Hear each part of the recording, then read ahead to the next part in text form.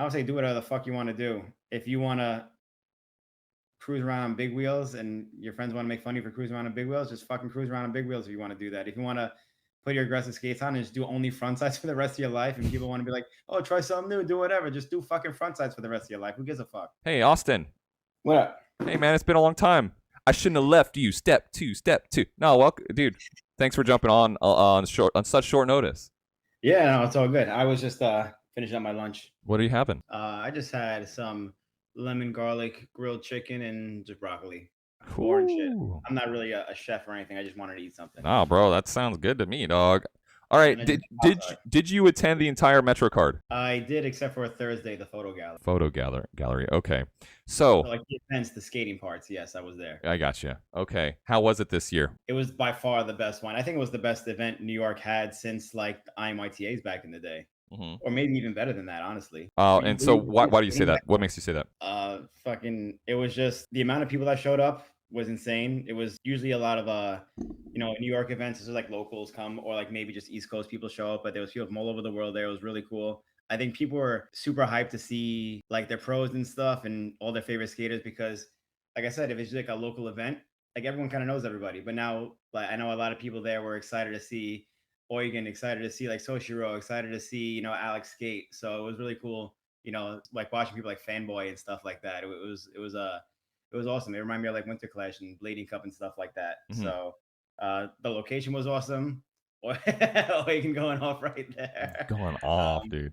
Yeah, no, it was definitely the best event. Like when I showed up on Saturday for the BPSO, I was with my girl and we walked in and we were just like, holy shit, this is like way more people than we anticipated. And the next day was the same thing too. It was awesome. Hell yeah. Going into it, looking at the energy right here. Yeah, I love it. I did want to ask you too, because I've heard, I don't know, people. I think from people who weren't really there, but what did you think about like the obstacles, the courses, the features? So most of the stuff was there already, except for the cars, obviously. Mm-hmm. But I guess they were just like kind of rearranged in like different ways that they normally wouldn't, because you can move stuff around, whatever. Right. I'm gonna join you. There we go. Yeah. Hell yeah. What's the reason for the sunglasses today, by the way? Some days I just feel like wearing sunglasses. Okay. No reason. Just making sure. Yes. So the cars thing were new. I would say the way it was perfect. It's kind of like New York grungy type of shit. It's kind of how the last invitationals were. I don't know if you ever seen anything from the other invitationals like 10 years ago or whatever, but they were kind of like grungy, like pallets stacked on top of each other, DIY style stuff, like jersey barriers, nothing like official, like a Blading Cup style obstacle or like Winter Clash style, where it's like perfect ramps that are made to skate for this one day. So it definitely fit the vibe of the event. I would like to see, like in the future, if they do it again, like at least one of those kind of ramps, like something that's not always there. That's like, because there was 2 car rounds, like 2 different cars. If like there was just one car and one like something else, that was the only thing that I would say that I would change about it in the future. Mm-hmm. Maybe they'll do that moving forward, maybe not, when they saw how big this actually was. But it was, the obstacles were super sick and no one was scared about anything. Like I've seen people skate cars before and they like jump over and grind them for sure, but like Yandra was like grinding sweat stance the inside of the window, like Vesuvi was grinding like the back windshield, like people were stalling the steering wheel from the broken windshield. Like it was crazy. People were really getting super creative on it, and that was something that I never seen people do with a car before. Yeah, that sounds wild. Sounds like a good time. Yeah, I don't know how much of it you've seen. I kind of like cut out when you started watching all. I kind of feel like I'm out of the loop, to be honest with you. I've been trying to catch up on the footage and stuff like this. Yeah. So my question to you too is, like, as someone who, like I just mentioned, I'm not completely in the loop. Even though I thought I mostly was, but it was basically like I was told almost like 4 different competitions. It was obviously the BPSO. There was a best trick hunter. There was this. Yeah, it was kind of confusing. Nobody, even like up until they were announcing the winners, like no one really knew how it was going to go down, because there was 4 obstacles. And I think, I don't know like the exact rules and how it went down, but it seemed to me like everybody was entered for the event and you could choose to skate which obstacles you wanted to skate. So they had like the box for the first round. A lot of people chose not to skate it, maybe because it was just like a regular box and they wanted to save it for the other spots. But some people went off on the box. And then there was what's Julian still saying the same thing, but there was like that weird like bank to like weird quarter pipe thing with like the rail around the side, the handicap looking rail. Some people wanted to skate that. Some people only skated that and nothing else. So I guess it was kind of cool in that aspect. You could like pick and choose your battles without wasting your energy. Right. Which makes sense too because if you did skate every part of it, you skated 4 different rounds, and if you made it to each round had its own finals. So if you made it to the finals, like if you were like Eugen or Witzman, who pretty much made it to I think every finals, Right.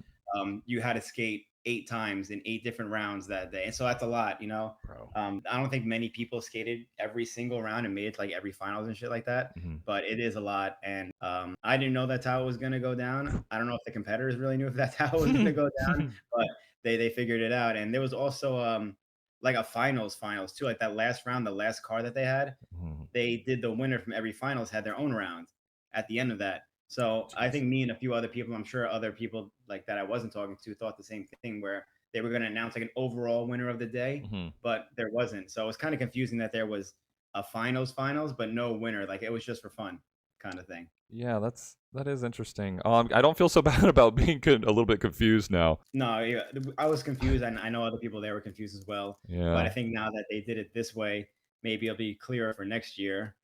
Yeah. I did like how I remember you did it on your stream too, like how Bitter Cold, like they had the rules and everything set up. I've always said that every contest should have that so that you know what you're going into, you know Ah. how you're gonna skate, you could save your stuff for whatever you need. Every contest should do that. Like everyone should take notes on that. Dano Keeney did that proper on their official website or Instagram, whatever it is. List the official rules and regulations so there's no discrepancies, there's no disputes. You can't argue about how the judging was. It's all laid out right there. And yeah, that's I feel like every event should have that. Absolutely. Absolutely. That should be a bare minimum. That should be an absolute standard of, hey, like this is what this is the way it's going to flow. This is what you're being judged on. This is the criteria. This is everything, so that there Yeah, is no room for confusion. exactly. I think it should be like that too. I wasn't like I said, I wasn't even a competitor, and like watching it was kind of confusing, not Hmm. knowing like where to go next, what spots where, who's skating what. I'm not 100% sure if that was the thing. Like everybody signed up for every one, or you signed up for certain ones and you just skate with everyone. Like I don't really know what it was. And Yeah. like the last round, at the last car, Colin Kelso's heat, nobody else skated in it. Everyone else was done by that point. So Colin skated the entire heat by himself. It was the Colin Kelso show, and he just did all his fancy set slides, thread the needles and stuff, and he had the biggest smile on his face the entire time. It was Sick. awesome. But Sick. that just goes to show that, I guess people were tired of skating every single round before that, and either didn't want to skate anymore or didn't want to mess with the final round because it was a little sketchy. But Was it pretty hot? yeah, a little bit. Nothing But crazy. yeah, what do you mean, like as far as like the obstacle? Like, Oh, no. Was it hot? I'm just thinking about how people are getting wore out. Was it hot yeah, I weather? mean, it was like 90 degrees, like, or maybe Yeah. like 85 degrees, something like Yeah. that, Yeah. Fahrenheit. So, and then it was also the last day of like if you skated the day before, and then you skated the day before, it's even hotter, and Right. then the day before that was at the banks. You skated the banks too. You went down on the rail, like it was a lot. So, and I know Yeah. people were visiting New York anyway, like the whole week before. So people were probably filming and skating throughout the week, whatever they were doing. So Yeah. yeah, Yeah. it's like it's a lot, to end on that. People are asking in chat really quick. This is what we're watching right now. This is from Ghetto Community. Ghetto Community at MetroCard Classic, aka New York City Street Invite, raw footage. I'll actually drop the link in chat real quick in case you guys want to go check it out and give I them. just dropped a photo gallery too. Did you see that? Oh no, on Jump Street. How do I? No, I just did it on like my own personal thing. I posted on Instagram like a couple hours ago. Let me see if I could drop it in the chat. Oh, actually, I'll send it to you when you do it because I don't want to open it up and fuck something up. But because my ankle's fucked up, I can't skate, so I took photos the whole time. So I have I've just put up a gallery where people could check it out, all the photos and everything. I just put it. Yeah, you could do it. Click on, I guess that YouTube link is like +1 next to it. Yeah, then Oh, right Metro here. Card Classic. Yeah. Oh, I spelled card wrong. Fuck. Oh, I didn't even see that.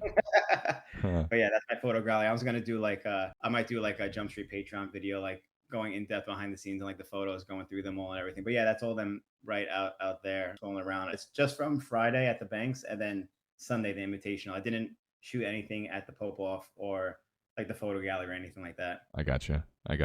Dude, these are wonderful photos. I love the. Maybe it's the ADD in me. Oh shit. But I love photos like this. I don't know how to zoom in. Control zoom? Nope. I don't know how to zoom in without scroll. I don't know, bro. But anyway, what I'm trying to get at is I love like obviously the subject, like the trick, like Mick here. This is beautiful. I also love just creeping on people in the crowd. I'm like, do I know this person?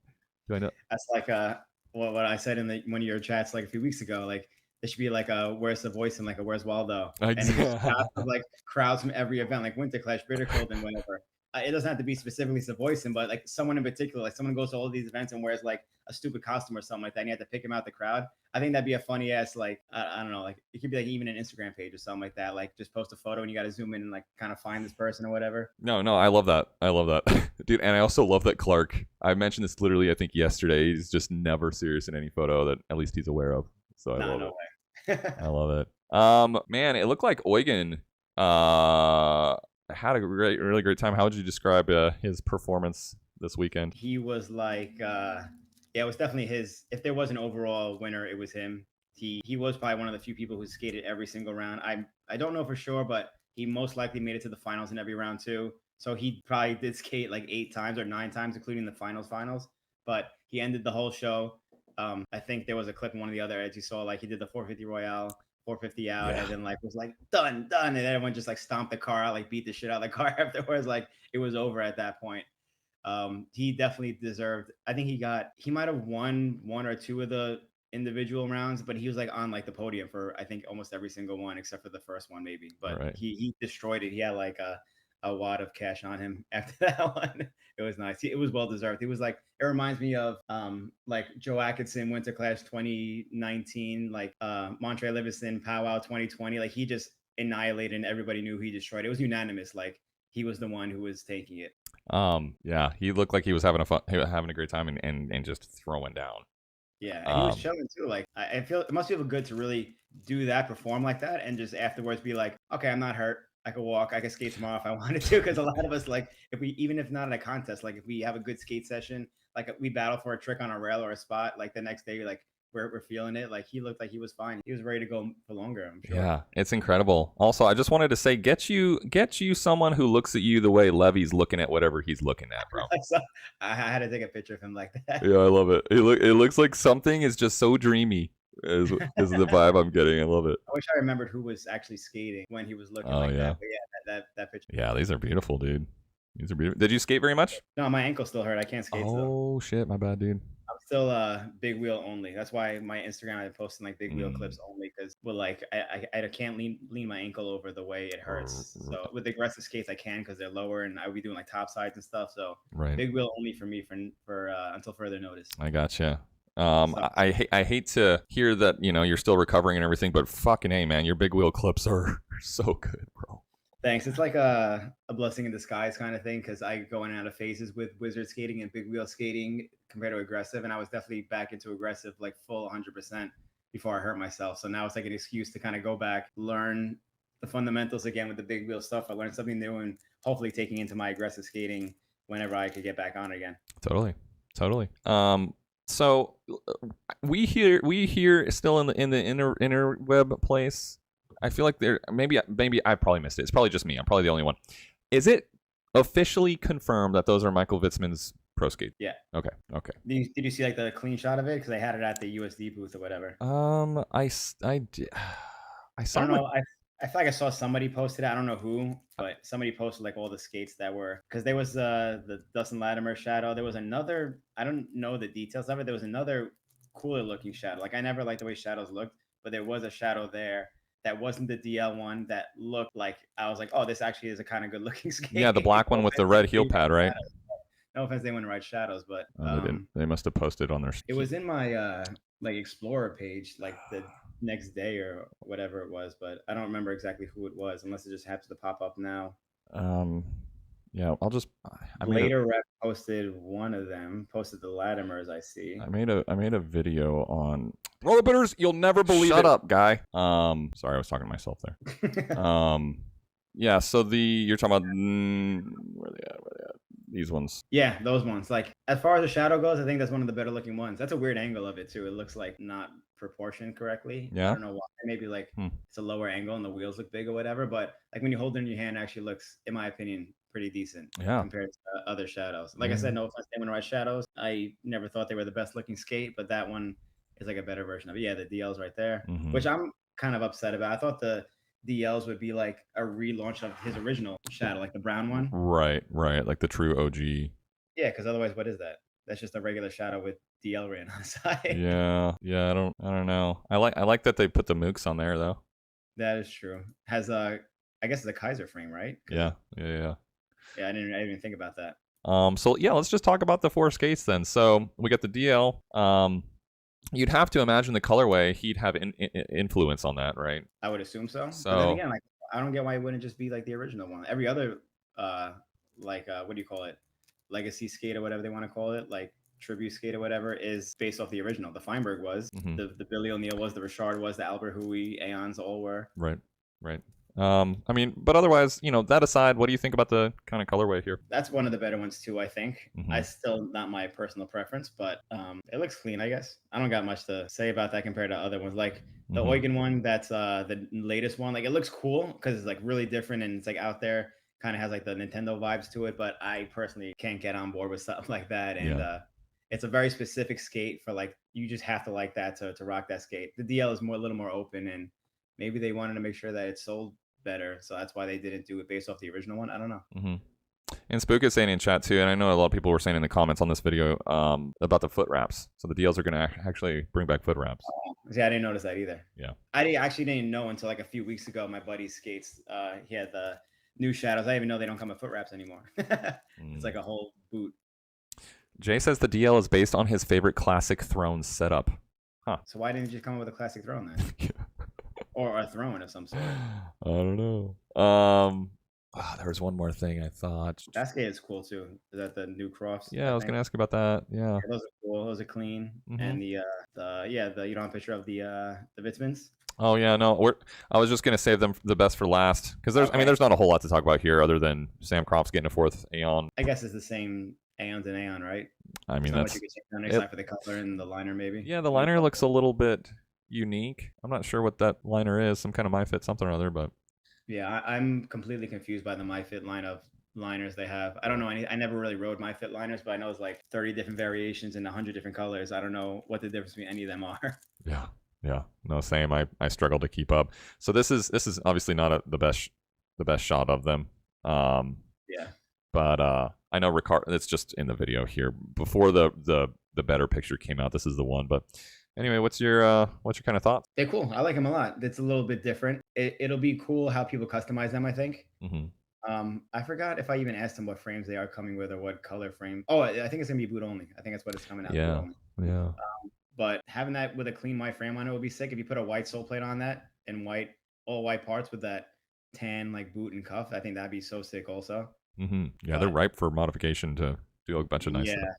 I guess you can't go too crazy because you can't change too much on it with like the cuff and everything. But yeah, it looks really good though. I never rode a Sway before, so I don't know how they actually are. But people make them look good. Yeah. No, they sure do. They sure do. Mike himself, RK Parker, a couple other people. But these are I've skated. I've only really skated the Sway All Star 2000s, and I thought I was not a huge fan of them personally. But I think that if they had, like, these are prime liners. I accidentally called them second skins in this video, but they're actually prime. And I would love to try out another pair of Sways with a different liner because I think that probably was the biggest issue. How do they flex? They look like they don't flex. That's the thing, bro. I thought they were stiff as a board. Oh, yeah. I never even base that off of anything. I don't know anybody who personally rides Sways except for Michael, I guess, honestly. Yeah. But yeah. Obviously he's going to tell me good things about it. Yeah. but I'm sure they're like people are killing it in them now. Like they came out as like a cheap skate in the beginning, but USD like kind of made them a little better over time, and more people are riding them and killing it in them. And I even like the Carlos Bernal setup. Like that, even though it's funky, I kind of dig that. Yeah. No, me too. I think it took a second to grow on me just to kind of settle in, but maybe that's what it was for a lot of people. They weren't ready for the shock of the soul plate, whatever. Yeah. That soul plate on an all black skate would be awesome. I love that. Oh yeah, agreed. I love that bright color pop. Yeah, agreed. I think we did some fun Photoshop stuff, but I like the liner too, dude. But so I know like I'm really talking about when I talk about the Sways being stiff. I'm limiting that to my experience on the Sway All-Star 2000s, just to be clear. And I know that Sways are known for forward flex, but I'm specifically talking about lateral, like boot down flex. I feel like I had to fight it the whole time for top sides and boot down tricks. That's what it looks like to me too. I don't know anything about the forward flex, but that's what I was thinking about. Like top sides seems like they would be somewhat of a struggle. I don't know why. It just looks like it. I don't know what I'm basing that off. Sure. I never thought that about a skate before, but it just looks like it. So. Yeah, that's just your wisdom and intuition Well, speaking. maybe because it's based off like a big wheel skate, isn't it? So those are meant to be a little bit more stiff, Mm-hmm. if I'm not mistaken. I don't know. I'm not a skate nerd, but I think So the thing was, is I skated, the old gray farmers with the crow on them and everything. Do you remember those? yeah, So I skated those for like the Chris Farmer video. Haha, I skated for yeah, one I day. remember And I actually liked them a lot. I actually liked them a lot. That was the first time I ever skated sways. First time I ever skated mega frames, and like did cool, fun tricks on them. And they seemed like they were made out of a more supple plastic. These new sort of generation of sways seem quite a bit stiffer. But I've gotten a number of different people saying like some of the different colors can have different durometers, for lack of a better word. I don't know. Yeah. Well, maybe that's why too, because the older ones were cheaper, weren't they? Maybe there was like softer plastic that was being used that made it flex more. Right. And I'll tell the Valos were back in the day. Well, I guess maybe Roasties now. I don't really know, but the Chinese made Valos were cheaper and flexed way better than the pro model ones that were made in Italy that were a much stiffer plastic. So I guess it's more personal preference, but that's just the way it was. Mm-hmm. Mm-hmm. But hell yeah, props to fucking Michael Vispin for that skate. Dude, big time. That's like one of like, I think everyone could agree that that's a well-deserved skate right there. Absolutely, absolutely. Talking about well-deserved skates, this occurred to me on stream, I think yesterday, maybe day before. You saw Zach Savage skate there. Are you expecting a Zach Savage pro skate? I'm not expecting one, but I'm wanting one. I think Zach Savage is a really, really fantastic skater. Gods hasn't come out with a pro skate in quite a while. It's been about a year since the Frankie FM4s came out, if I'm not mistaken. That's true, because who else would be on the list for a pro skate besides him? Right. And Frankie, I guess. Like me personally, I think it's time. Yeah, I think so too. He's been killing it, especially at all these events and contests. Yeah, absolutely. Absolutely. Like I didn't really know that much about Zach Savage, but I feel like over the last, I don't know, 12, 24 months, whatever, he's really, at least from my limited experience, really starting to make it, or really made a name for himself. And his skating is so consistent and strong, dude. I love his skating. Yeah, you've seen him skate like at Bitter Cold. Bitter Cold and stuff. Like right. Same thing. He's just super solid. Like watching him skate, like watching people skate in person could be different than watching them skate in videos or like edits or whatever. But he's just as consistent in person as he looks on videos. He has all these tricks on lock. Oh, on Super Lock. Yeah, Super Lock. He might be one of ours soon. He was actually telling us how he's had a job interview in New York while he's here on the strip. So he's really trying to head over here. So hopefully that happens. He could be a New Yorker. Heck yeah, dude. That'd be sick. I forget where he's at. Is he in the Detroit area? Right, yeah. Yeah, okay. 900, dude. Let's fucking go, dude. Yeah, that was sick. This is like the thing, like people went off on is like Julian, he hit his fucking face, I think. Oof. On that flat spin thing or whatever? This one? No. On like a 720 or something. Oh, like it's on the Ghetto Community Instagram page. They show his full. I don't know why they didn't put it in the edit or whatever. Oh, interesting. Like a 720 was kind of like bio. And I saw it from their front view and I'm like, there's no way he's landing that. And then he got up. I saw him after the car, like holding his face. And in the Ghetto Community clip. Is it? Sorry, was it? The top one. Yeah, that one right, the middle one. Oh, the middle one, my fault. Okay. Yeah, I think it's like 3 clips, and the last one I think is the one where he hit his face. Pretty gnarly. Whoops. Yeah, I think the next one. Yeah. Let's see. Yeah. Dude, forward sevens, man. Are you? What's you? How do you feel about forward sevens over the years? Like doing them or watching them? Your skating specific to yours. I haven't done a forward seven in forever. I mean, fakie sevens I haven't done one in forever either, but fakie sevens are way easier than forward seven in my opinion. All day, yeah. Yeah, but I haven't done a forward seven in like fucking at least 10 years or something like that. They're tough. They are tough. They do. When I do it, it's kind of exactly what Julian does. It kind of turns in like a bio, and then if like you're really committing to it, depending on what you're doing it on, you're gonna fall on your face or like your shoulder into the ground or something like that. That's how I usually do my forward sevens. That's why I haven't really done many of them. The fakie one is easy though. All day, yeah. The fakie one feels like a cheat code compared to forward sevens to me. I know. What about 900s? You got 9s? I used to have 9. So like you've been at Kona in Jacksonville, Florida. Yeah. So like there's the bowl everyone kind of hucks themselves out of. As a little like 13, 14-year-old Ben, somewhere around there. Dude, like I was hucking. And you know how you're saying like your forward sevens are like off axis to sort of it actually helps line up the trick or whatever. Yeah. That's how the 9s were. They were like sometimes they were like almost like sideways, like almost like a flat 9 or some shit. But it used to be little Grom Ben, like hucking little skate park Ben, hucking fly out 900s. out of the With a bowl. helmet, because Kona is wild. Sorry. Did you have a helmet on? Yeah, for sure. Okay, 'cause launching out of cement ramps and landing on cement grounds is, especially 900s and shit. When we were kids, we were crazy, man. Hmm. there was a skate park in Jersey back in the day, a wooden spine mini ramp, and I used to throw like 900s on that easy. Like I would probably land super low, like on the spine, not like a perfect transition skater, Yeah. but still, like I would not throw 900s on a spine anymore No. nowadays. Like no fucking way. No. I I was like. scared with 360s. Yeah, exactly. I have to think about. I'm like, what would it take for me to retry some of these ridiculous? I say ridiculous to me, but like ridiculously risky tricks that I used to do. I'm like, Yeah. dude, you'd have to cover all my hospital bills, and then it'd be like significant money on top of that. Yeah. I wanted to do. I have some here. Like I have like a bunch of old photos of me from back in the day, like taking like disposable cameras and shit. Mm-hmm. And I wanted to like go because a lot of the spots are in Staten Island. I wanted to go and like recreate the photos now. And I had like some photos. I'm like, damn, I don't want to do that anymore. Yep. It's kind of scary. Yep. Like I'm good.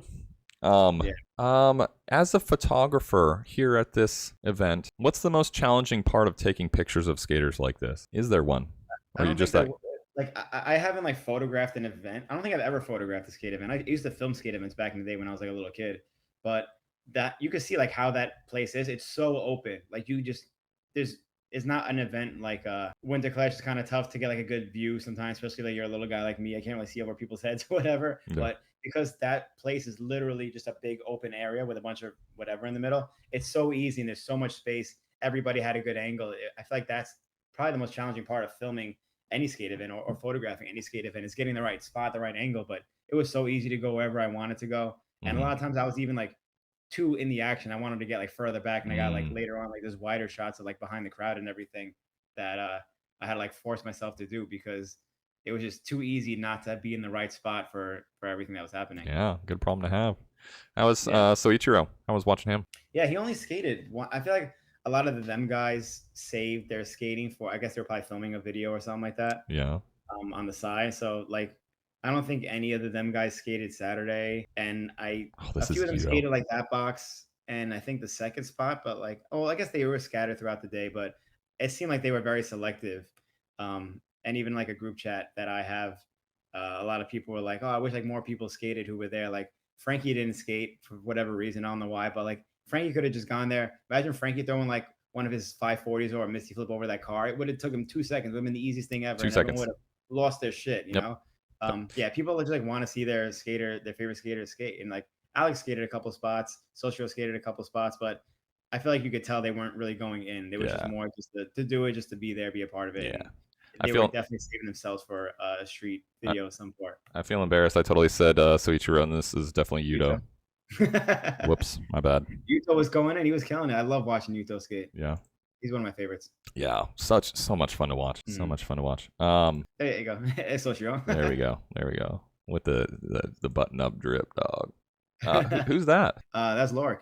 Oh, is it, dude? His hair is throwing me off, dude. I know. I said the same thing to my girl too. I was like, oh, because we have a buddy of ours, Michael Keeney in Hawaii, has the same exact hair, and I kept seeing it from behind. I kept thinking that was my buddy Keeney. Like, oh, Right. but yeah, it does look different, and I could tell from that photo it's like not easy to see that's Lorik. You know. Yeah. I wish I got more photos of him. I didn't really. He went harder, I think, the day before maybe, but yeah, I mean, I love watching him skate too. Yeah. Did you get a chance to look? Because on the table, this isn't gonna be a great photo of it or whatever, but we talk about it. Where do we talk about it? Right here. The frames up here. Was there anything special about these guys up here? I have no idea. I didn't even look at those. I saw they had like a platter of those H blocks, and I just picked up one of the H blocks, and I was like, "What is this for?" I didn't even notice all the frames there. I didn't like go in depth to all the booths or anything like that. I got you. Yeah, no worries. Hey, I don't know what that is. I guess a new Kaiser frame. Yeah, it looks. I thought it was like the type. Was it the Type M back in the day? Yeah. Well, the freestyle. Yeah, that's what I honestly thought it was. Oh, I didn't yeah. notice that it was a whole thing. Yeah, that's So funny. that looks like a Type M, just not freestyle. I guess, Right. It kind of gives me like a little bit of Aeon, if you could take the frames off of Aeon's vibes a little bit. I'm surprised USD hasn't or Kaiser hasn't made that already, because I feel like that was it the Everything Frame company or something like that. I feel like that's kind of like an Aeon frame, just not on an Aeon boot. Like, Yeah. it would make sense that Kaiser would make that frame so more people are welcome to ride flat without being scared off, you know? Yeah, totally. What was actually, you know, what, if the Metro card can improve, I guess. Well, we already talked about the clarity of how it was organized in terms of like a little bit more clarity of judging criteria and how it's formatted and how blah blah blah blah blah. So that's something they can improve on. Is there anything else for next year that you would like to see improved with the event? This coming from an outsider's perspective, since I didn't skate, I would say only three obstacles instead of four. Make like really put effort into three. Like that first box, I feel like you don't need that first box. That's I guess it's kind of cool to have, but it could just always be on the side for people to skate. Like cool shit was happening, I guess, but nothing crazy, especially compared to the other obstacles. And I also feel like a lot of people were really tired because, like I said, you could tell by the end, the last round, a lot of people were like scratches. They kept calling people and they were like, "Oh, they're not skating, they're done." They're either hurt or they're just exhausted by that point. So I feel like three solid obstacles, three solid rounds. The same format I think is awesome. I think it's cool that there was three different podiums. Um, and it's cool that if it was that way where you could pick and choose, that's awesome. I love that format. I love that you don't have to skate every single obstacle. It's more of just people enjoying it with the competitive feel to it, not so serious, which is I know what Billy wanted to do in the first place. But you know, you've been to events before, like contests where anyone who's skating in a contest, you know, you might not really be feeling one of the spots, but you're like, damn, I wish I could have made it to the finals because the finals I would have like fucked that up, you know? Yeah. So I think it's cool that they have that as an option. I just feel like people were exhausted by the fourth one. And if there was just three solid spots, I think it would be awesome. And if it was here again, like people could skate that whole place is full of shit to skate. You could there's people skating on the side the whole time. If people wanted to skate a box, they would skate a box. hmm It was really cool the way it was though, and I like the different format, and I hope it happens again, and it can only be better. And like I said, it was the best event that New York had, and I think since IMYTA back in the day. So if it just grew on that and becomes like a blading cup type of thing, it happens every year consistently. I think it'd just be a huge, massive event. It would be a staple, just like Blading Cup, just like Winter Clash. And I think it's awesome. You should, if they do make one next year, you should definitely make it. It's 100% worth it. Totally. Totally. Yeah. I will plan on it for sure. It's very painful, you know, seeing these events, especially like this one, just from the outside looking in, like you mentioned, like kind of IMYTA vibes and stuff like that. Like it does give like sort of the, I don't know if nostalgia is the right word, but like the sort of more classic vibes of like just people throwing down, having a good time, people coming from all over, coming together. It Mhm. just looks, the vibe looks amazing. Yeah, I know a lot of people tell me that too. I don't feel it as much because I live in New York, because this is like normal for me. But people all the time who come to these events, they tell me they're like, it's so different here compared to everything else. Like, you just don't really feel it until you're there, I guess. Right. Maybe people are just hyped on being in New York because it's so much different. Like, this is nothing like going to Santa Ana for Blading Cup, not at all. Even though it looks similar from the outside, like the formula is the same, but the result is completely different. It's not like this picture perfect, you know, little town city center with like it's all organized and everything. Like this is completely different, but Right. it's New York. It is what it is, and that's what people love about it. Yeah. I love it, man. I love it. That's going to keep people coming back for more next year. Yeah, absolutely. Absolutely. You know, what do you think about, because it's you know, it's like is it a 4-day event? 3 or 4 days? They made it 4 days.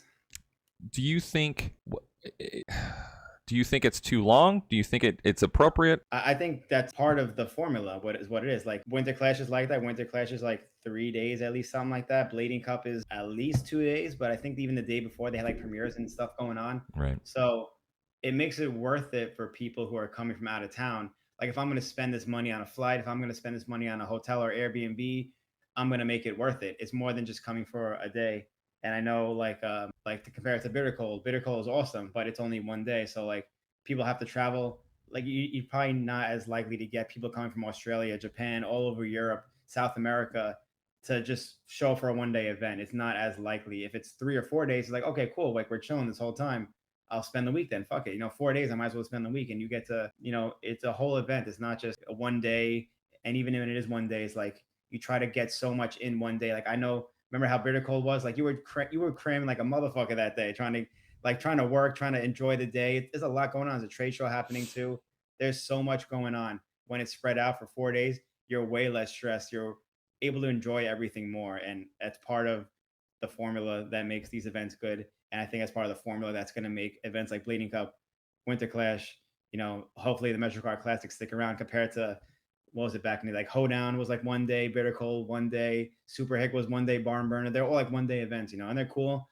But this definitely attracts a bigger crowd, more diverse. You don't have to go in there expecting to be like, oh, I'm just gonna win this event and I'm gonna like, I'm sending everything. You could go there and just enjoy yourself. You want to skate one day, you could not skate one day. There's different obstacles, different spots. It's really cool. There's different things going on. Yeah, yeah, no, that's the vibe I got. Where it's a lot more than just a one day. My question again, like, pardon my ignorance, please try to anyway.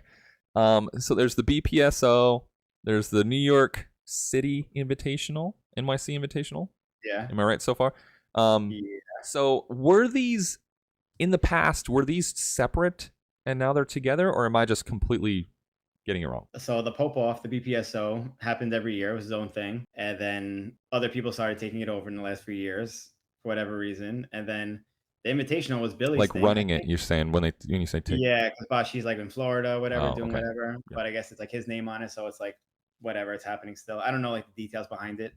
But the Invitational, I think I could be wrong, but maybe it was like the Billy O'Neill Invitational at first, or maybe it was just the NYC Invitational. I don't remember exactly, but yeah, it was like 2 or 3 years back in the day, and it was really cool. It was just as cool as this event too, but I think Billy was super overwhelmed with it. He was like destroy, like maybe he had like less experience with events or less help doing it, but he was like up for like 48 hours the day before, like making sure everything's good. He wasn't able to enjoy anything, whatever. Yeah.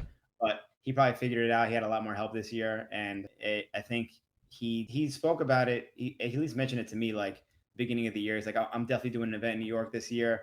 I want to do something a little different, not like a regular competition. And then I think just the stars aligning or planning it with the Pope off that weekend just made sense to do. Yeah. Especially since his was different too. It wasn't just the same format. Like the BPSO was traditional skate contest format. A couple rounds here and there, winner at the end, finals, whatever.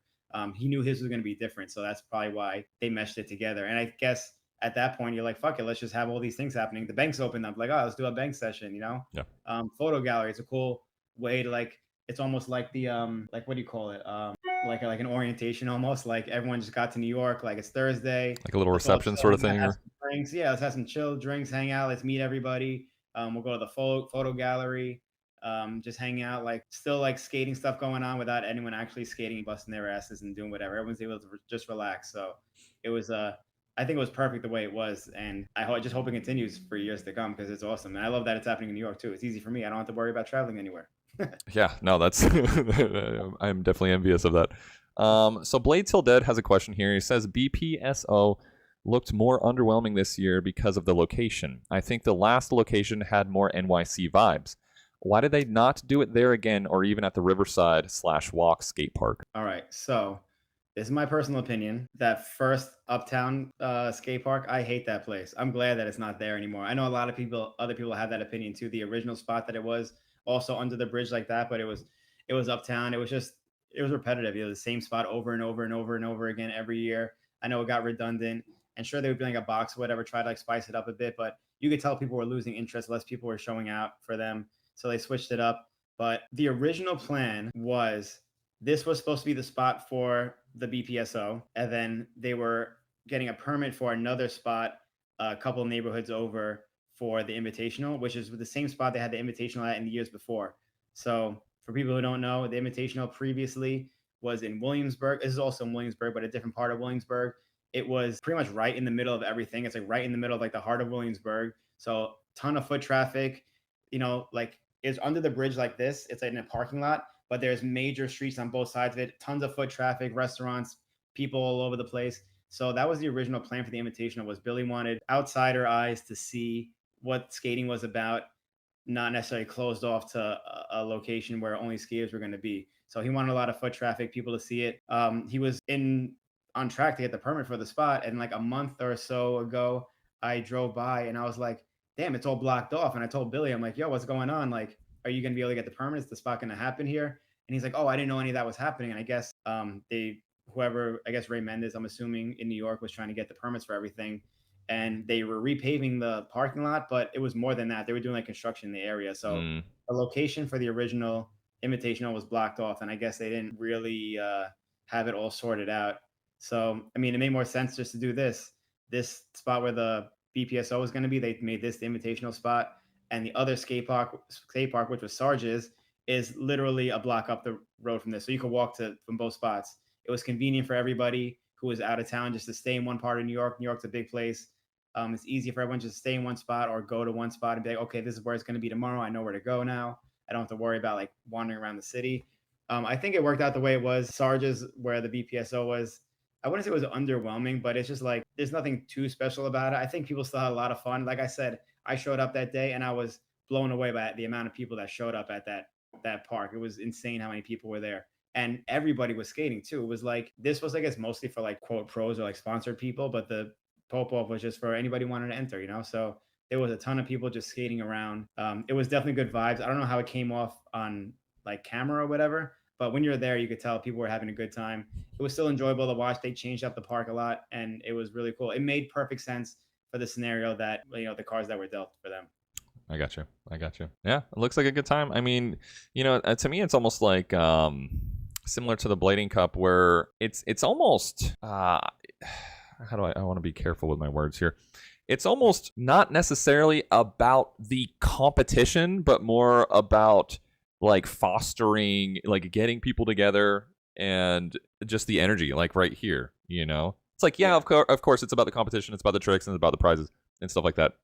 But beyond that, it's like it gets much bigger than that, than just a competition. I think every event is leaning that way now. Like same thing, Blading Cup. There's a lot of culture in there too. They have all these events happening throughout the whole weekend.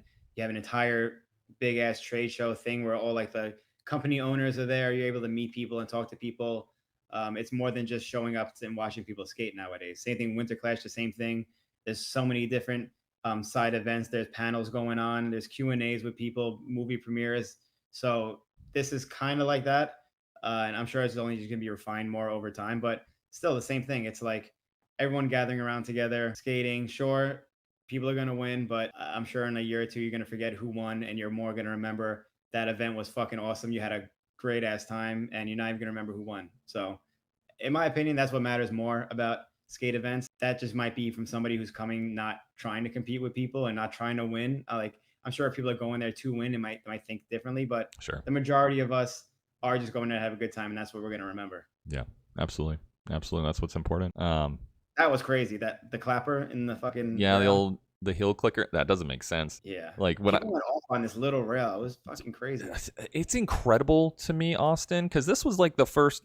I don't know when he actually showed up, but this was like the first sort of skating event. Is that right? Of the weekend or whatever. Yeah. This is Friday. So he shows up off a plane, jet lagged, and fucking. He's been in town since like Tuesday. Oh my bad. Okay, so he's no longer jet lagged.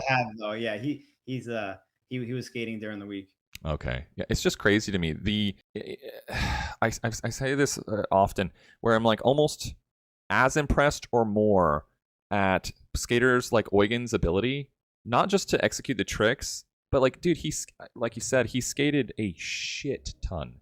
So the athleticism required, like the discipline required to like, take care of your body and like be, enhance your durability, is to me is super impressive. Yeah, like I said, after Sunday night, he looked like he was ready to go. Like he was the only one who skated all day, every day probably. He was ready to go. Yeah. And he takes care of himself. He has a new like subscription thing on Instagram where he like teaches like he gave me like a little sneak preview of what he has to offer, like his I don't know what he even calls them, like exercise training, whatever it is. And he showed a group of us and we're all watching like, damn, that makes perfect sense to do all this shit. So anybody looking to skate like him or have like the endurance that he does or take care of your body like he does, subscribe to him on Instagram. I'm not sure exactly how that works, but he has a subscription on Instagram. Subscribe to him and you can, check out all these things that he has, all these videos he has popping up, and he has a ton of shit going on. And that's probably a huge way that he's able to skate like the way he does. Right. I love to see people like Eugen and people like Nils, and there's others, of course, but they take it extremely seriously. As you should. I mean, you're a fucking athlete. Right. And it's not even like, you look at every other sport, basketball players, they go to their training every day, football players, whatever it is, hockey, everybody's training and they take it seriously. And look at us, we're throwing ourselves down rails and off roofs and shit like that. We should be taking it the most seriously out of anybody. Right. Totally. That's something that we definitely didn't take advantage of when we were all younger, like 15, 20 years ago. Everyone's just living off like beer and like McDonald's dollar cheeseburgers and shit, and it's horrible. No one's working out, no one's stretching, no one taking care of their body. And I think more now than ever, people are doing that. And I'm not gonna say it's too late, but I like that the newer generation, I think, is taking care of themselves better than the previous generation did. And hopefully that shows in the longevity of how people are able to skate. I mean, it probably has already, because look at the original generation of skaters. Not many like people who are pro in the 90s still skate now. So maybe it's just getting better over time. Now we're finally realizing it and taking care of it, taking care of ourselves just in time where we're able to, make our skating careers a bit longer and able to stick around longer. Yeah, I think it's important. I think it's important because you see a lot of guys today that have lingering injuries from maybe some poor decisions or injuries that weren't properly treated or dealt with in the past. So yeah, my ankle's fucked up right now. I haven't hurt my ankle in like 15 years or something like that. Mm-hmm. And I normally would have just, try to skate every single day Right. and hurt it more, whatever. But now I'm like, I haven't put my aggressive skates on at all. I've been working it out every single day. I ice it every day. I've been taking like supplements for it. I'm like actually like taking care of my shit, Right. which is like a way different way to take care of an injury than I have in the past. Totally. Same here, man. My right hip has been bugging me a little bit, and I've been taking it easy on it, trying to, do some soft tissue stuff, foam rolling, whatever it is to try. I would have never done that before. I would have probably ramped up the skating and just probably drank more beer to figure it out. Yeah, I would have taken a fistful of ibuprofen and just sent it at like a street spot or whatever. 100%. Like, that's exactly what I would have done, because that's what we used to do in the past. And yeah, absolutely. Yeah, no, I love to see it, man. I wish. I love that the example that they're both setting in terms of, because they are some of our top professionals for sure in our sport, and they take it very seriously. They treat it like a profession, and I have a lot of respect for that. Yeah, if you people like Nils and Eugen, you could tell this is like what they do, what they want to do. They're like the top of their game. Some of the best skaters we have right now. It only makes sense to do that, and that's why they've been sticking around for so long. And hopefully, we'll continue to stick around for so long.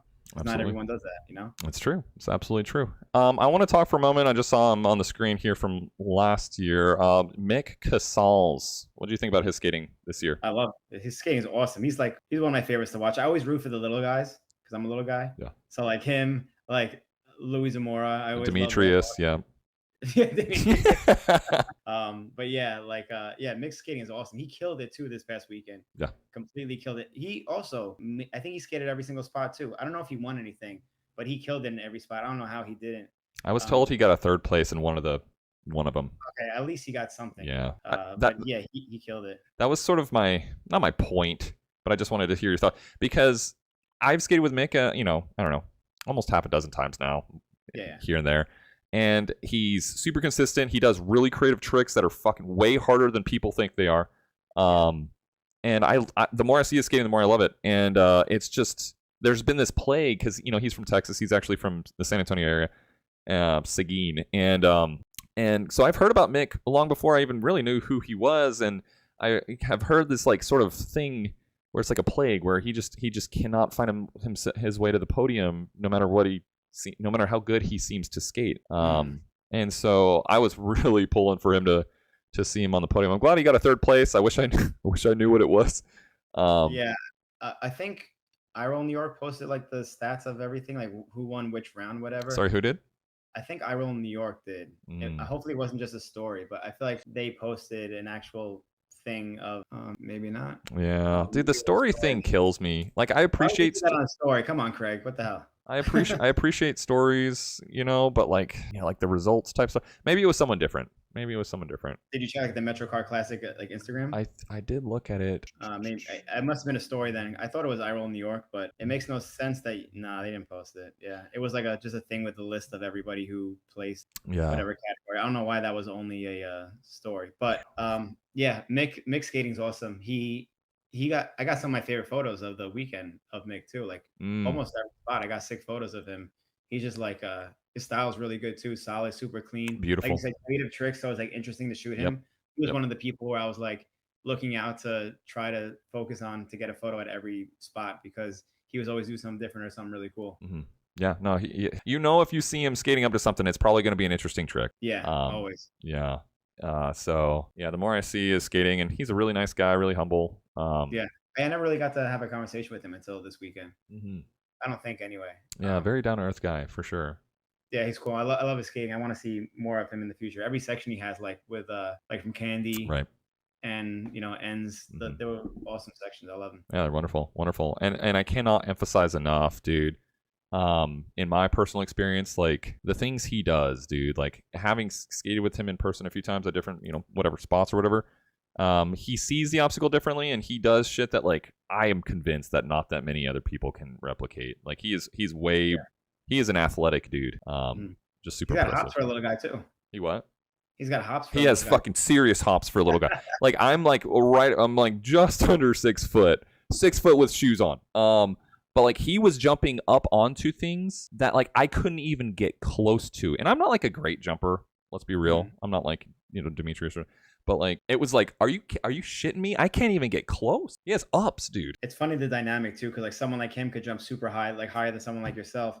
But then you have like Demetrius, he's kind of tall, and he could also just send it to like neck high ledges. Yeah. It just shows how people's bodies are trained, or just like I don't know, just nurtured kind of to what you could do with your body, no matter what it is. Right.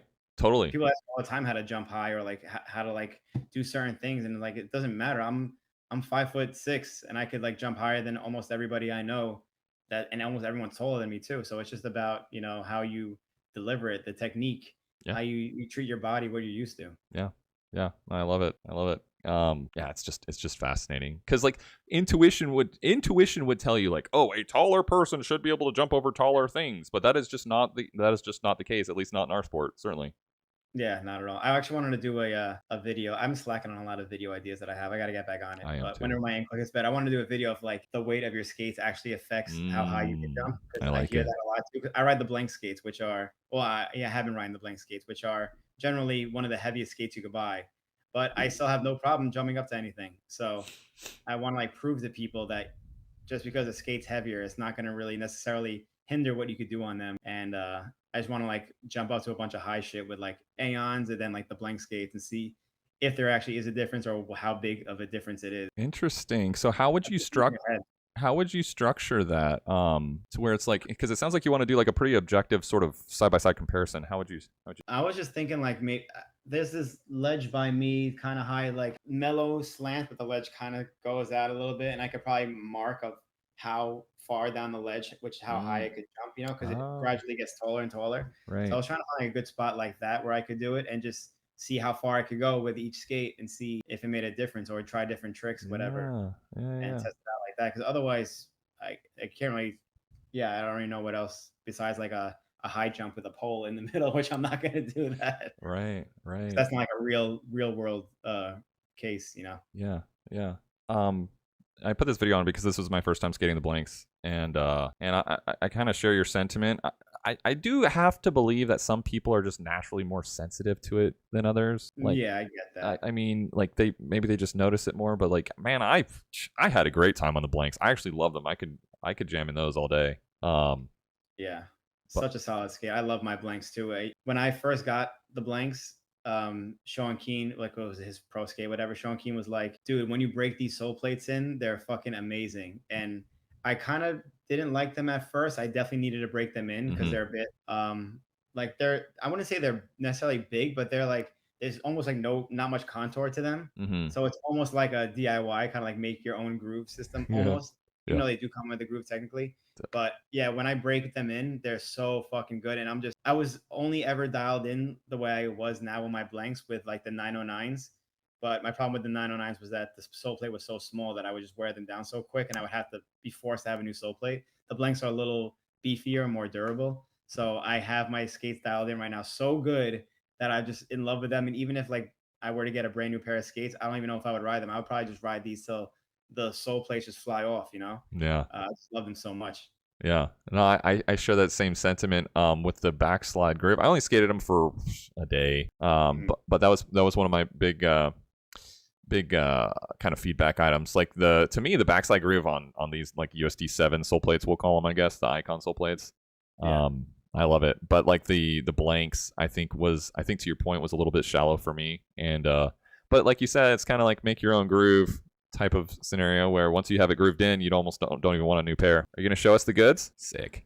All right. Wow, I just have like This is like, Oh, yeah, that's it's pretty. just like my perfect groove in Oh there, and yeah. that's the way like this needs to be for me. Like this needs to be worn out too, and it kind of like just flows into this spot, and then you need like a little bit of like a flat spot there, so when you get on top of ledges, it doesn't just kick you off. Mm. So like for me personally, like, this area needs to be worn down perfectly, which on a Yeah. probably any new skate isn't going to be like that because there's going to be like sharp angles everywhere.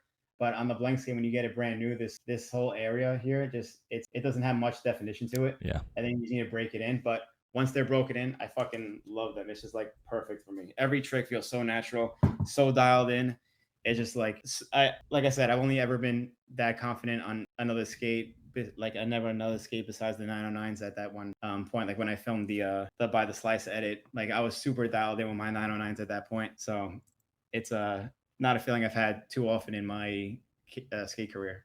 Do you have a tag on your sunglass? What's on the Oh right? yes, these are brand new ones. They do have a tag on them. Damn, so Yeah, that's like keeping the tags on your shoes, but your sunglasses. I don't have sunglasses at my in my office, but I have this brand new pair that I was just keeping here, and I didn't realize that there was a tag on I thought for a second that it was like some kind of like bone conduction, like sound, like it. those. These are headphones. These are like the Bose ones. Yeah, like the bone conduction ones. Just making sure there wasn't some alien technology we were missing here. Did you ever use the stock blank frames? I did when I did my team skate review, Mm, and I wrote anti-rocker too because I wanted to ride them how they came out of sure, the box. sure. What'd you think? Horrible experience. Horrible?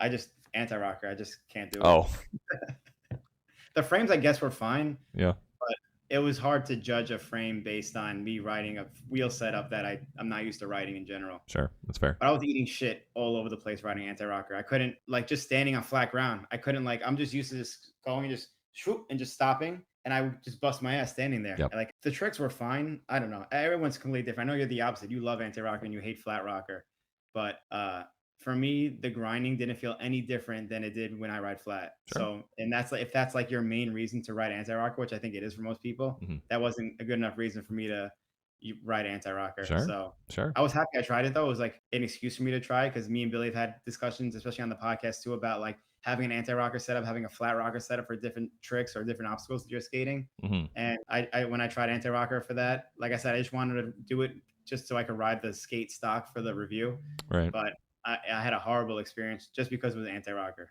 I got you. Yeah. I mean, I concede absolutely. I was actually just watching like an old Aeon video I made just to reminisce from like a year and a half ago. And I was like ecstatic, and I still am. Like I'm 100% like flat is better for every objective measure of rollerblading. And for people like you who actually have good technique, it really doesn't matter as far as the grinding characteristics, because like you're dialed in. Me, I use shit technique, so I need the crutch of anti-rocker. I'm just being transparent with everyone here. It all depends on it kind of depends on the gear you're using too. I guess some obviously certain frames like you're not going to ride flat on like a ground control featherlight frame that like the plastic things in the middle, whatever. Like those are just horrible. But I think it's mostly mental and I guess technique more than what you're actually riding. When I switched to flat rocker, I didn't have to change anything about my skating. Like I never got wheel bite, nothing. Yeah, look at that picture right there. This will go down in history as the worst decision. Right, that. Yeah, I can't believe Razors released that, and I can't believe Shima was like, "Yeah, that looks cool. Put that out." I can't believe they didn't like catch a lawsuit or something, dude. Well, they put that sticker on their frames, doesn't it? Say like skate at your own risk on the frame. Yeah, there's no brake on here, and also skate at your own risk. Yeah, that's the worst step. I wonder if anyone actually did ride that. I feel sorry for anybody who took those out of the box or it was like their first pair of skates and they just like put them on for the first time. Like, hey, I'm a rollerblader now. Try to frontside a curb, ate shit, and was like, I'm never skating again. Let me get a skateboard. Fun story, not so fun story. That literally someone told me. I think it was my buddy Sam, or maybe it was someone here on the show. But they went to a skate park and there was a random kid there with Shima ones. These skates, the Shima one reissue, and the kid was, like you said, brand new, first pair of aggressive skates ever. He's fucking pumped up, trying to do front sides and eating all the shit. And he just can't. He's just like, I guess it's me. I guess the universe doesn't want me to aggressive skate. And so this rollerblader, I think, fortunately, like intervened. It was like, holy shit, dude, no, please, for the love of God. Don't quit because of this. This is probably a historic moment in rollerblading of the worst possible frame setup of all time, perhaps. Anyway. Yeah, That's a joke right there. I can't believe it came out like that. It's wild to me. It's wild to me. I understand like the con. I understand like I think I've heard people say like, hey, at least like, hey, you're not going to skate like this, but you do run the risk of what we just talked about is like people who are not in the know skating them thinking there's everything's cool when Yeah. everything's certainly not cool. But for other people who do, it's like, okay, cool. You basically have 4 extra urethane wheels. Mm. If you were to ride anti-rocker, so now you have extra. I don't know. People were doing some mental gymnastics to make it make sense. I guess. I don't know. Yeah, when I first started skating in like the mid '90s, we would like you would put like your finger in the groove to see how much space you had, and like a new skate would come out, like a new like rollerblade. The Dirks would come out, and be like, oh, it's like a 2 finger space groove in the middle, and like you could grind now with them, and like or without a grind plate or whatever it is, you know. And that like just took me back to those moments of like measure, like it was so like distinct that you needed to measure with your finger like Yeah, how that's much funny. in the second and third wheel, because that hasn't been a thing obviously in modern day skating, you know. Right, totally, totally.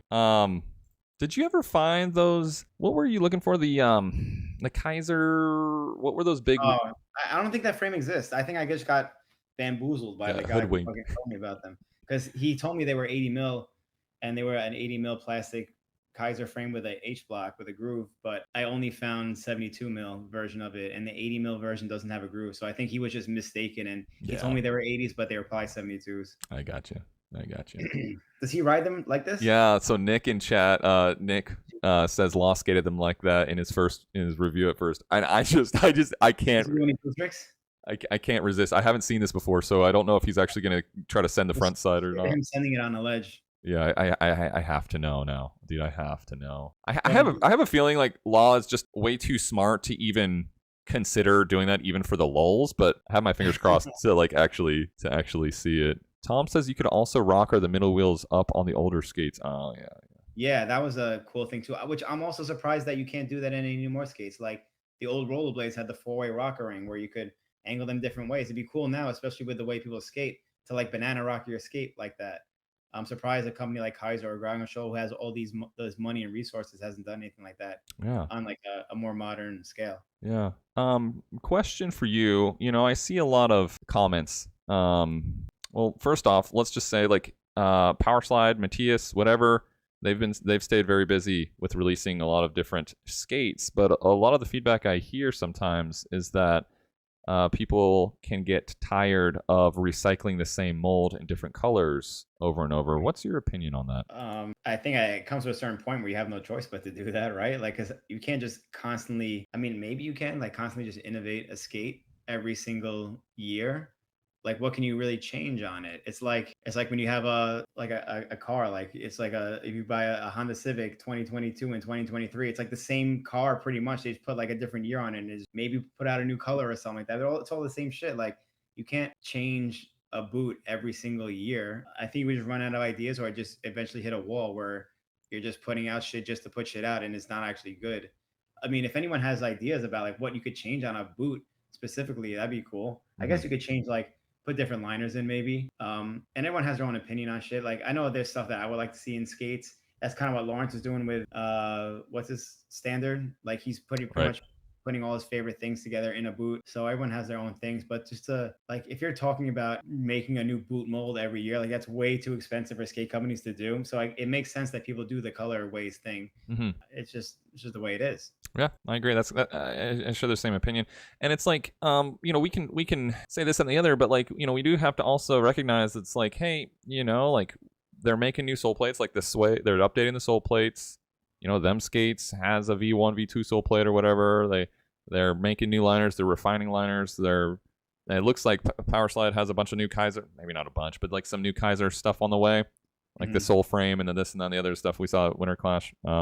Which is interesting. So I don't know. I think people focus sometimes a little bit too much on that type of stuff. It's like, I mean, Yeah, like skating doesn't make that much money, and I think a lot of people don't realize how expensive it is to make a new boot mold. Even a new sole plate mold is crazy expensive, you know.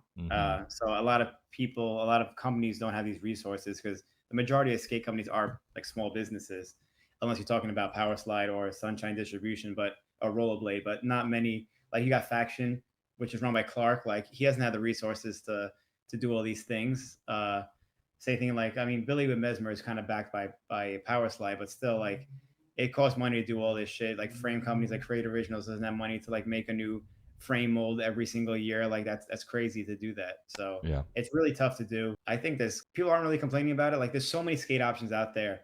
If you're like waiting on a skate company to like reinvent the wheel, kind of more or less, there's 10 other skate companies out there making awesome skates too. Like just try something different. If you're getting bored of a skate and don't want to wait for it to come out in a new color, just try something else. Yeah, I agree. I think it's I think it's best for our sport that they don't just keep throwing money at the wall to try to reinvent the wheel constantly. I think it is cool that they're coming out with new molds. Like, I mean, here's the new Power Slide Storm mold, the So Nicoli. you Photoshop this? Yeah, I did. It's a good Photoshop job. Thank you. You're killing it on Canva, by the way.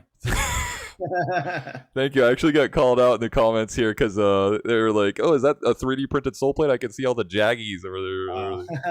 If you zoom in, you can see. But anyway, yeah, Nicoli Machado's new Storm Pro 80.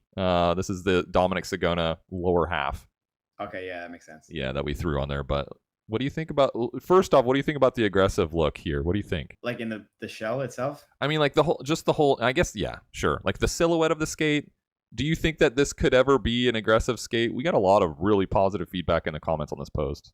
It probably will. It reminds me of the old rollerblade skates, the Solos. Solos, yeah, how they had like the holes in it, which I think most people hated on because of that. Yeah. You know, which I think that's the only thing I really don't like about the boot, but overall it looks pretty good. I think it's cool. I like how it has an actually 45-degree ratchet strap, which that might not actually come if it was an aggressive skate because it might just bust off. But from all my experiences with 45 degrees, if you're gonna have a buckle, it has to be like a ratchet strap because otherwise it doesn't really work. But it looks pretty cool though. I don't know anything about this boot. I guess this is a whole completely new mold, or is this a skate that existed already? That's what they say. Is this is a whole new mold? Yeah. So I mean, we don't know how it's gonna be for aggressive. It could just be super flimsy and floppy and shitty for that. It does look thin, but I don't really know. I don't know much about big wheel skates like that. Yeah, I don't know. We just did it for funsies. It's not even UFS, is it? It doesn't look like it's UFS. No, it's gonna have a 165 mount on it. Okay, yeah. So you would need like some sort of adapter sole plate to get it to work. Yeah, like Cam Cards. I don't know if you saw Cam Cards. Pro Faction prototype or whatever. Yeah, has 165 mount compatible. 165, 195, and UFS. Pretty wild. I feel like more skate companies will probably go that way eventually. Yeah. With the way that how many aggressive skaters are riding big wheels, doing other shit. Yeah. I like the color. The color's cool. Yeah, that's nice. It's cool to have a different color. Yeah, nice airy kind of color. So, I kind of bring this up to bring up the the point of like, hey, new molds, new skates, this, that. That's all Power Slide too. I mean, Power Slide, I guess, has money to do that. That's true. But Power Slide also has the Shadow, the Aeon, the Sway. They technically own like Mesmer, God. So they have like all these different skates out there already. Yeah, it's an empire. It's insane. So I'm curious what like this person's saying about different things to change on a skate besides just the color of it, I think they just perceive it as being lazy. It's just a cash grab. They're just changing the color to try to get people. Well, yeah, they're a company that needs to make business. They're trying to make money. Yeah. Keep the lights on. Yeah, so if they can change the color and entice people to buy them, then why? I think it makes perfect sense. Like just like that. Yeah. So dude, here's just the Empire. What do we got? Is it Kaya? I never even heard of that. I don't even know. That's the roller skates. That's the roller skates. Okay. Yeah. That's what Montre used to. I don't know if he's still. I was actually going to ask. I saw Montre last year at BPSO. We were watching the videos. Any word? I didn't see him there this year. I said the same thing too. After the first car round, when people started flipping over the car, jumping over the car, I'm like, I was waiting for like Montre to throw like a big misty flip. I'm like, wait a minute, Montre's not even here. I don't know what happened with him. Maybe he had other shit to do. I don't know. Yeah. But yeah, New York events though. Yeah. But I mean, obviously there's a Power Slide, whatever specific brand like the Nicoli skates or Powers. USD, Kaya, undercover wheels, Wicked bearings, MyFit liners, Ennui, Kaiser, Playlife. What the hell's that? I have no idea what that is either. What do we got? Epic Grind shoes. Did you ever use Epic Grind shoes? I've used soap shoes. I can't imagine it being much different. They are better. I will say that they're lighter. Huh? Oh, they're lighter. They're lighter and they are more comfortable. My brother had a pair of soaps, OG soaps, and they were clunky and heavy AF. The sole, was super thick. Yeah. And heavy. These are actually, if you walk around, like you'll forget these are actually grind shoes. That's cool. I don't know what the hell ID is. Ice, don't know what the hell it is. Gods, Icon, Mesmer. Oh, yeah, Icon too. Damn, they got mad shit. Yeah, so it is an empire. That's for sure. I feel like there's probably even something we're missing. But do you ever do any off-road skating? No. You ever want to? No. Why would I? I don't know. He makes it. Dustin Werbeski here makes it look dope when he's blasting through the bike trails, the single tracks. I don't really have like off-road terrain around do this. Yeah. Anyway, but I don't know. I would give it a shot. I guess I'm not gonna hate it. Pondering the many aspects of the meaning of life, like people I love goes on a. Someone out there does have an interest though, and will enjoy the shit out of those skates. Yeah. I've used the old Coyotes, the RB Coyotes back in the day. Yeah, me too. Yeah. I never rode them off road though. I rode them in like I think I was at what's that skate shop in Nashville? Oh, whatever the skate shop in Nashville is called. I was there. They had a pair of those, and I tried them on. I tried them on in the store. I didn't like go off road with them. Right? I got you. Yeah. I'm curious how many of those skates they sold. That's a really good point. That's a really good point. 100? How many people? Like, how big is that market? Seriously, I have no idea what the target like audience demographic is or whatever. I can't imagine it's. Know those numbers. I can't imagine that it's like a massive addressable market. Yeah. I mean, it looks like to me my use case for these for Ben that I could see anyway is not necessarily this, but it's like actually doing like using those those downhill bike paths or whatever. And then, like, you just get your lazy ass towed back up to the top by, like, via a ski lift or whatever. Yeah. Like, I could see that, dude. I'm not trying to skate up a grass hill. I'm just going to be real with y'all. Exactly. That shit's miserable. So that's why I'm saying I don't really know what you could do with this. It looks crazy what he's doing. It looks really cool. It does. He makes it look super dope. I don't know where he would go to do this, and I've never seen anyone else do it. So who knows? It could blow up. It could be like when we saw widget skating for the first time. We're like, what the hell's going on here? That's and true. Now everybody's doing it, or like roller skating, whatever. That's true. It's true. Bigfoot Blader Ben says maybe it's the Daniel where Dustin Werbeski skates are the same idea as the Semcroft Super Scarfaggio, where it's a passion project, not necessarily. Semcroft what? The Semcroft, the Super Ultra Gucci Carbon. Oh, the Super Leggera thing. Yeah. We call it the so the Italian word for roach is Scarfaggio. Okay. Because roaches, had old school had like a roach as their emblem, so they were elite. Yeah. So we looked. It was funny. I was watching. Me and my girlfriend watched Formula One, and we were watching like some old clips, and they were like refueling one of the cars, and there's a big ass Rossi's inline skate logo on the side of the car, and I was like, yeah, it's crazy. Rossi's used to sponsor a Formula One team in the '90s, so that just shows how much money Rossi's was making in the '90s. Compared to now, like not even a little logo. It was the whole side part of the car was Rossi's logo, and it said Inline Skates on it too. I was like, damn, I can't imagine any skate company sponsoring any sporting event, let alone like Formula One. Yeah, maybe like a T-ball event for some guys local. Yeah, like nothing. Which is crazy to show that they had that type of money back then. Yeah, it's insane. Listen, man, I don't want to take up your whole day. Yeah, I was about to say I'm gonna head out in a couple of minutes. Okay. Do you have any parting words of wisdom for us, Austin? I'm definitely not the guy to come to for wisdom. It's such a dickhead move because it's like you put people on the spot with a goofy question like that.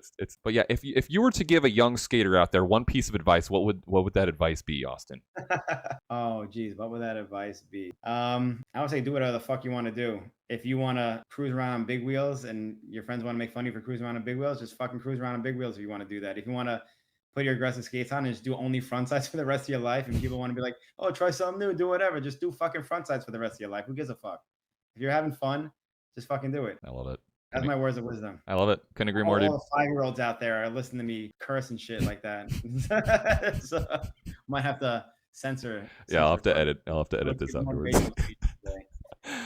Well, dude, thanks so much for coming on. I really do appreciate you taking my rando calls unannounced here like this. It was a good timing. And it's always fun. Usually when I'm watching your videos, I'm like either it's like at my computer, like doing some side work, whatever, and I'm like able to do shit like that. So like if you ever see me in the chat, I'm usually like available to do something like this. So it works out. All right, my sunglasses brother. Thanks for coming on, dude, and we'll see you next time. All right, I'll see y'all later. Peace. Right,